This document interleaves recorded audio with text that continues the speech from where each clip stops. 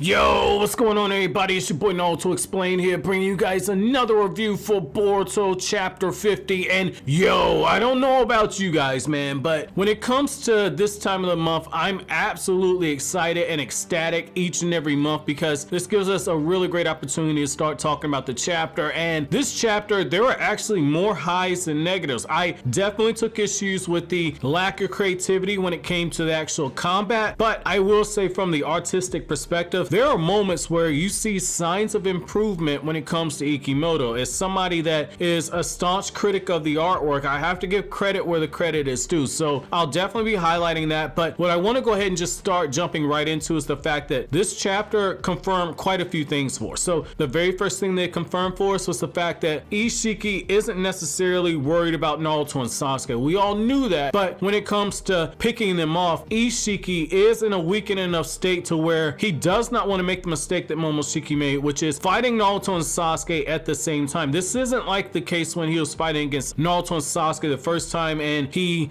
had Jigen's body. You could argue there's an argument that even though he has this dojutsu, Isshiki's body is deteriorating so fast that you could argue maybe he's not pulling out the same amount of power that he did when he fought Naruto and Sasuke before. Now, the other thing that this chapter also confirmed for us was the fact that Boruto Uzumaki holds significant value to Isshiki, so that's going to be something very important to keep our eyes on. And then the other thing, and the most important thing, is that this chapter confirms something that I've been telling you guys for a couple months now, which is when you look at Ishiki's eye has multiple dojutsu to it. Sasuke confirms it himself once he sees the battle start to unleash. So when you look at the Dharma wheel inside his eye, there's a potential for up to 8 separate dojutsu, and in this chapter we saw 2, arguably 3 of those dojutsu. So with all that being said though, before we go any further and start talking about this absolute bloodbath of a beatdown, I gotta go ahead and thank the sponsor for today's video, which is going to be Zen and Zard, and I'm very proud to be working with these guys. Zen and Zard is a new anime mobile card game that's available to play for free worldwide. After you take a compatibility test, you get to choose from 16 different unique AI known as Codemen. In my case, I got the detective known as Charlotte, who on top of being insanely beautiful and insanely hot, also has that Itachi Uchiha level of observation and deduction when it comes to breaking down the enemy and coming up with counter strategies. Now, in order to play this game, you have to build your own custom deck of 500 different cards from 7 different categories to choose from. And if you're somebody like Shikamaru who thinks that's too much work to go through, your AI can also build a deck for you. Now, the matches take place in 3 different phases: mana movement, flash phase, and main phase. The mana movement system allows you to move your minions to and from the battlefield, which opens up a world of possibilities when it comes to strategy. On top of the gameplay itself being highly addictive, the graphics and visual effects are very well made, and at times it makes you feel like you're a character in the Zenozard anime. Zen and Zard also allows you to play rank matches that allow you to move up the ranks. Even better, if you need to take a break, Zen and Zard allows you to take breaks during the game. If you begin playing this game before September 27th using my link in the description box down below, you'll get 50 free card packs, and every day before September 22nd, you'll get a free legend rare card, and you'll also get another 5 card packs if you fill out the survey in the description box. I highly encourage all of you guys to go ahead and get the game and use the hashtag ZenozardACI on Facebook and Twitter in order to link up with other players, and I actively play this game, so be on the lookout for Mr. Crypto. However, with that being said, let's get back to this video. Now, jumping right back into the chapter, man, I gotta go ahead and say one of the most satisfying moments that we got in this chapter was when Isshiki just snatched Boruto up by the collar, which is something that so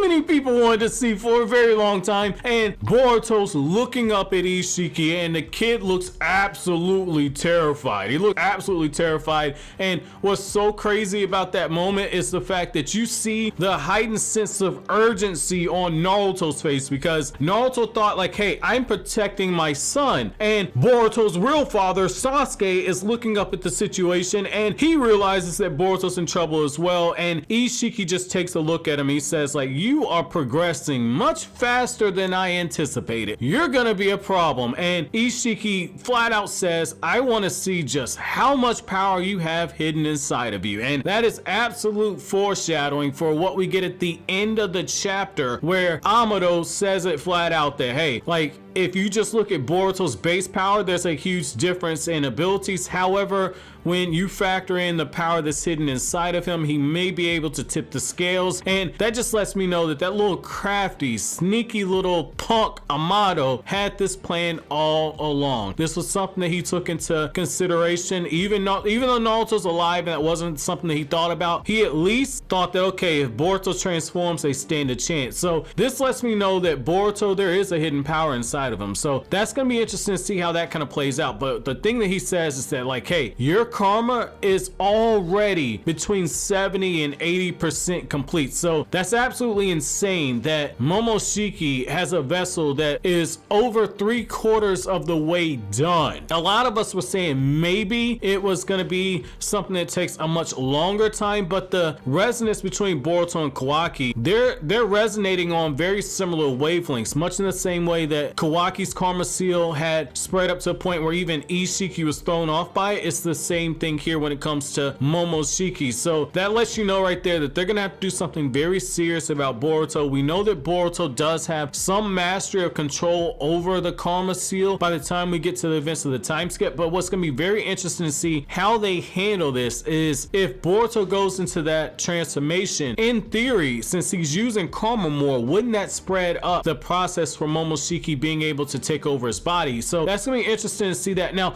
when it comes to the actual fight, and which is the huge meat and potatoes of this chapter, hands down, one of the best shots in my opinion is that super badass scene where Sasuke uses the Ameno Teiji car in order to swap positions with Boruto and himself, and as that happens, Naruto looks down and says, Boruto, where did you come from? And Sasuke has his Chidori ready, and that's when Isshiki, he doesn't just grab him by the wrist, he grabs him by the wrist while the Chidori is active, and he looks at Sasuke and says, you're in my way. Isshiki looks at Sasuke and says, like, I know everybody says you out of chakra, that ain't the case. You trying to sit at the big boy table? You need to go back into your booster chair. You need to go back into your high chair and start playing with your sippy cup. Like, Sasuke got dogged in this. There's no way to look around this, and I don't even think that if Sasuke didn't use the unnamed teleportation jutsu in order to access that dimension, that Sasuke wouldn't be in this situation again. So I mean, Isshiki just dogs Sasuke out. Before Sasuke can do anything to counter, Isshiki with just 2 hits is able to kick Sasuke in the hip and then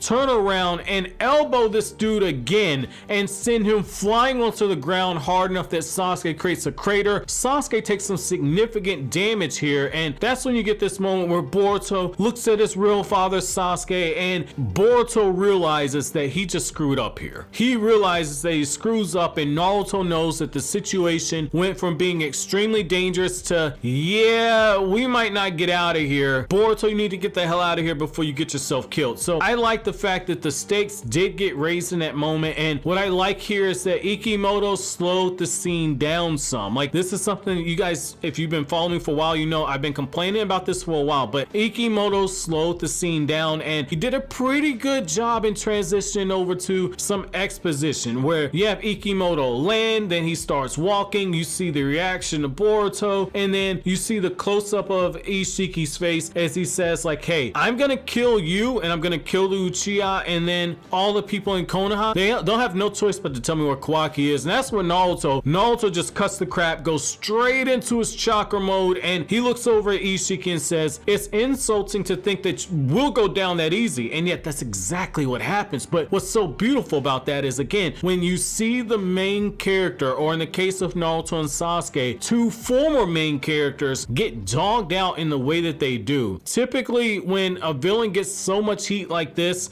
and make no mistake, Isshiki's getting heat like a wrestling heel would get heat back in the 90s. Like, Isshiki's getting a lot of push right now, but when you get moments like this, it gives you the opportunity to savor the moment when the enemy is finally defeated. So I thought that that was a very nice touch, just to give Isshiki just his own personal drip as he's going towards Naruto, and you can start seeing some of those classic shonen cliches of where Isshiki is clearly in control of the fight and he's clearly looking down at his enemies. That's typically the downfall in a lot of shonen antagonists. But what I also like in this scene here is that you get this moment, and it was actually half decent paneling right there, where you see the fragments of Jigen's consciousness where you see it inside of Isshiki, where the panels just get progressively larger as it goes from Jigen looking down at the water to the slow bringing in of his face to the face finally being shown, and it says nothing, you are empty. And the whole thing about Kara, if I'm not mistaken, Kara literally comes out as being husked. Jigen is basically existing inside of Isshiki, and yet at the same time Jigen is basically a husk right now. So I thought that that was very creative that you see that. And you also see the moment where Kawaki, you know, Kawaki's nude at this point. I know a lot of people saying like, oh my god, Ikimoto's a pedophile for this. I don't necessarily take it that way, because that's just a creative liberty. I don't think that there was any foul play in this. I think people are just being a little too sensitive over that. I don't look at this as this is just something foul right here. I just think people are in their feelings over a shot that isn't even too revealing. It's a faraway shot, like miss me at all that nonsense. But I like how you get these very powerful lines that are clear foreshadowing, where it says, and one more thing, you loathe your empty self, you deny your own worth, there's a hole in your heart,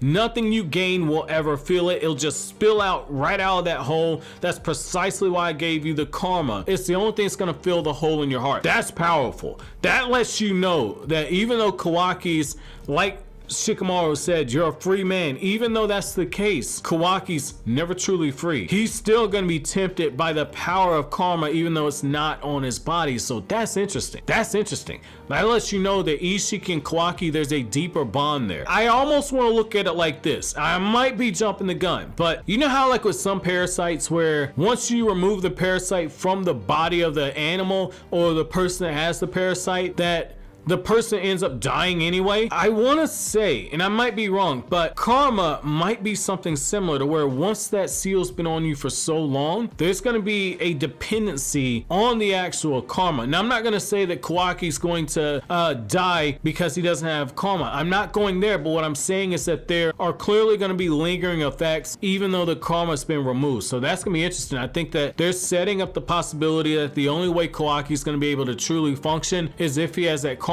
seal still on him. Again, I might be jumping the gun on there, but that's very strong interaction. A good way to look at it is kind of similar to how Sasuke, once he got the curse seal from Orochimaru, Sasuke, there was still something inside of him that craved and longed that power and that influence. So I think that karma's going to work in a very similar way. So when it comes to actual conversations that we're getting down there in that secluded bunker, I thought that it was pretty interesting that you see Shikamaru there, which I mean the current Hokage of the village, because Naruto's away. Shikamaru's calling the shots from the sidelines, talking with the Yamanaka clan that can do the virtual transmissions, and you get this moment where Amado looks over at Kawaki and says like, hey, you're safe now, no worries. And then they break down exactly what's going on. Like, hey, Isshiki came here, Boruto was able to get him out of there using some type of space-time ninjutsu. That's when Amado says like this was actually a special sealing jutsu that you're able to do once you have the karma seal. It's exclusive to Otsutsuki. So I like that you got that bit of information, and Kawaki puts two and two together and says, I'm never truly free as long as Isshiki's alive. And that's when you get this moment that Amado says like, hey, you know, as long as we can wait this guy out, the god of death has already marked this guy. The god of death's already marked him, and essentially he's a dead man walking. Monsters are just monsters at the end of the day, and if we can ride this thing out, you got nothing to worry about. So a big part of his plan is that essentially, hey, Kashi and Koji should have weakened this guy enough. Naruto and Sasuke just need to hold out. That's a very tall task to ask. Like, that's literally like Goku asking Vegeta back in the Buu saga, like, hey, I just need you to buy me 2 minutes. Now, if you watch the anime version of that Vegeta versus Kid Buu battle, you know that's a very long 2 minutes. You're essentially putting Naruto and Sasuke in a situation where it's like, hey, you need to hold out for 3 whole days. That is a tall task to ask right there. So I thought that that was very interesting. But what I will say, and this is where I do have some issues, so getting into the actual fight that takes place on the back end of the chapter, I was very disappointed with certain aspects. Now, the anticipation shots, Ikimoto completely stepped up here. However, this was redundant. It's the same old punch, shadow clone Rasengan, rinse and repeat. Like, I want to see some more creativity here. I totally get it.